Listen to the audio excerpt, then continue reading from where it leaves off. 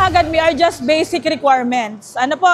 For new applicants, birth certificate from PSA. Nagpapatuloy ang sinasagawang pre-registration ng Public Employment Service Office o CAMSUR PESO para sa Mobile Passport on Wheels ngayong darating na Setyembre. Ayon kay Provincial Employment Service Office o PESO CAMSUR Manager Rodrecia Asicotoralio, patuloy na lumalaki ang bilang ng mga aplikanteng sumasali sa programa.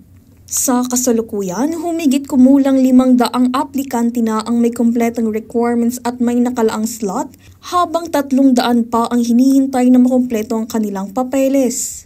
As of now, igwa kita ng 500 applicants. So, yan si mga with complete requirements. So, si the rest, mga 300 pa itong mga day nakapag-submit kang sa indang complete requirements na kaipuhan magbalik.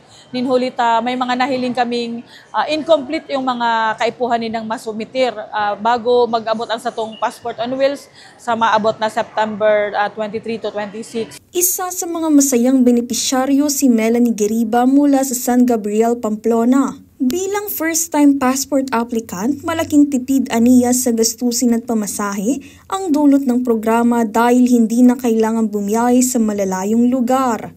Dako lang tabang na maniyuta. Siyempre, dahil ka na baga taha kanina po. Ang sa mga kanilang sa Pamplona, kaya di kita namang sa mga nagagastos. Ganoon din ang saloobin ni Arwin Anastasio mula sa Palestina, Camarines Sur na masaya dahil hindi nang kailangan pang bumiyahe papuntang Legazpi para mag-apply ng pasaporte. Mas malaking tulong to kasi hindi na kailangan magbiyahe pa papuntang Legazpi, mag-walk-in doon, tsaka mas magastos, diba? Compare dito sa project na nila Villaperte na mas mapapadali, tsaka mas mapapamura yung mga gastusin kapag apply ng passport. Nagpasalamat naman sila sa provincial government lalo na kay Governor Elry Villafuerte sa pagbibigay ng ganitong uri ng serbisyo na mas pinadadali ang proseso, mas inilalapit sa tao at mas pinabababa ang gastos ng publiko. Salamat po sa mga tabong nito sa Muya na po kaning Passports on Wheels na dahil na kayo mapaka gastos na dakula po. Kaya dakula po pasalamat ni. Tapos po sa kang aki ko, salamat magkakay po ma'am. Para po sa mga Villaperte, maraming salamat po dahil marami kayong natulungan na Pilipino at saka Bicolano na mas mapapadali yung mga bagay-bagay na sa ibang paraan ay mahirap. Tsaka thank you dahil ang dami niyong natutulungan ng Bicolano.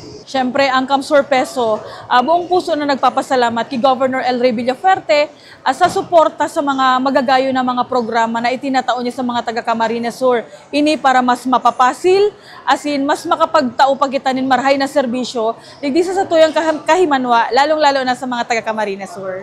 Patuloy pa rin ang pagtanggap ng aplikasyon hanggang August 29, 2025 sa Robinsons Mall, Naga City. Para sa mga nais mag-apply, bumisita sa CAMSUR PESO sa 2nd floor New IT Building Capitol Complex o sa Robinsons Mall sa Naga City.